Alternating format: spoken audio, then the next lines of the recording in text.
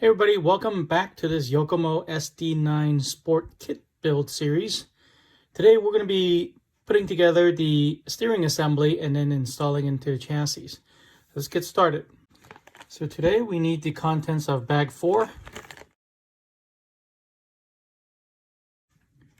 And we're going to start off by building some turnbuckles. So we're going to need to build 1, 2, 3, so I'm going to need 6 of these.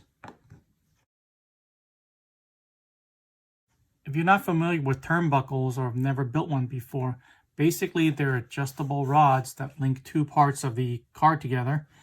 Today's example, we're going to be linking the steering assembly, which is this right here, to the steering block, which is going to control the movement of the car. What's unique about turnbuckles is that they're adjustable, and they accomplish this by using a wrench to turn this rod one way or the other to shorten and lengthen it. And if you think about it, if the screws on both sides, if the thread on both sides goes in the traditional righty-tighty direction, every time you spin the screw, one side is going to loosen, one side is going to tighten. So that's why on turnbuckle like this one, they're both going to be tightening in the same direction. So this happens to be clockwise and the other side is counterclockwise. So righty-tighty and lefty-tighty. So sometimes we have to figure out which is which, but it looks like this time Yokomo turnbuckles have a little notch right there. I don't know if you can see that. And that tells me that is pointing in this direction. You see that same notch right there. And so this side is going to be righty-tighty and this side is going to be lefty-tighty. So let's get started building this. All right, I like using my shock shaft wrench to hold it. And then again, this side is going to be lefty-tighty. And once you have both sides of the turnbuckle in the ball cup, then you can bring out your ball cup wrench here. I got this off of a 3 Racing Sakura D5S kit, but these are for sale on A-Main or any other hobby website or store. And this really makes building these easy. So you can see the cup is kind of dome shape and the wrench is the same.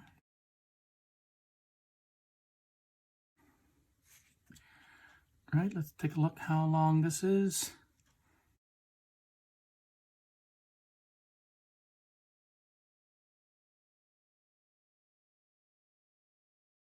So I have 2 of the 42.5mm turnbuckles here, and then I have 1 that's for the 45. I'm going to keep them separate. And now we're going to need all these plastic pieces right here, the 2 arms and the bridge. All right, next we're going to need these plastic bearings. So let's go ahead and put these plastic bearings in.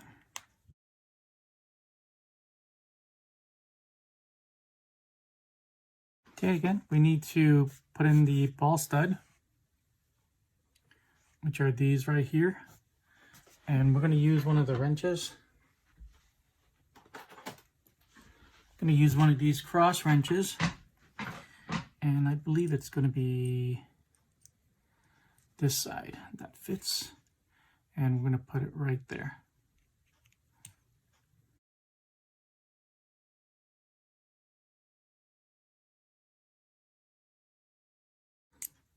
Okay, just like that. And then the third one is going to need to go right here. And the steering assembly bends this way and the ball cup goes here.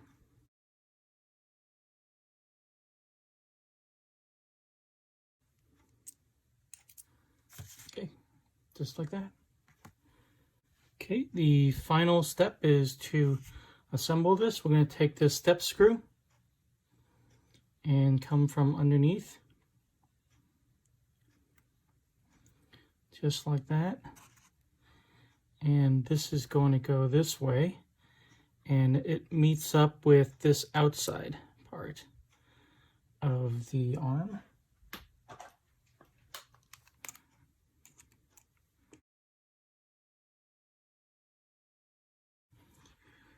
Yeah, you don't want to over tighten it. You want this to have full mobility.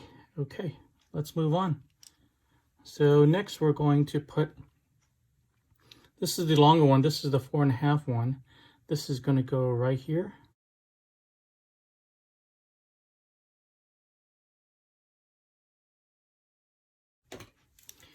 We're done with the steering assembly. Let's go ahead and install it into the chassis.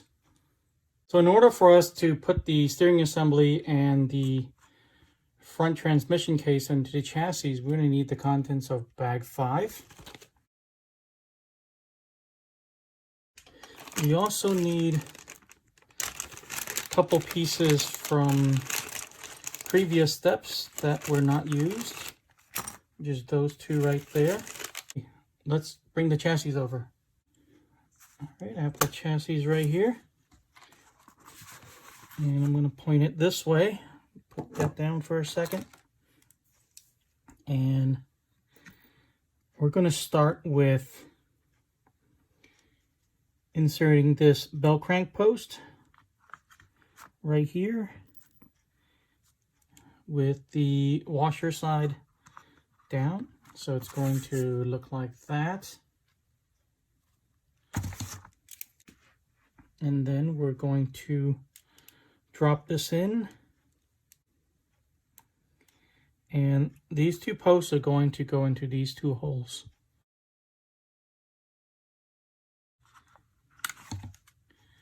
And it should look something like that when you're done. And it should move freely. So that part is done. Now let's drop the transmission case in. And along with the transmission case, we're going to install the main drive shaft.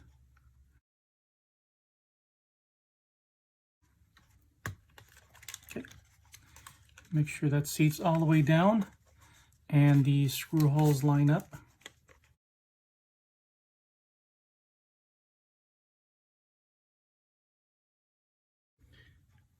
So the next part, we're going to install the front chassis brace, and it's going to line up here at the transmission case, the bell crank rods, and then 2 screw holes right there. Let's see if I can get that in there. Okay, that looks pretty good. And it's going to be these long, these 2 in the back here is going to be by 20. So that is the screw right there. That's going to go here. That's going to go here. And the front 2 is going to be, oops, 3 by 10. Looks like it's going to be this one and this one right here. Yep. Okay.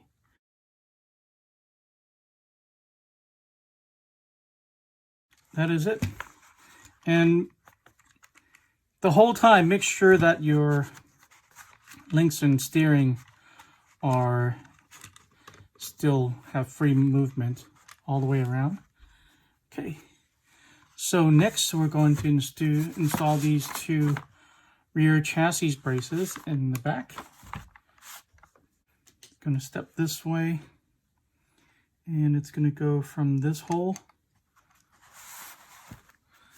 Going to go from this hole to this hole right here. And there's only 4 screws left, so it should be very obvious which ones are the screws.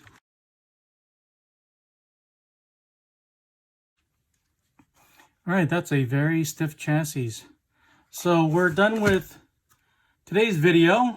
We put together the steering assembly. We mounted the front transmission box, and then we put on the front and rear braces.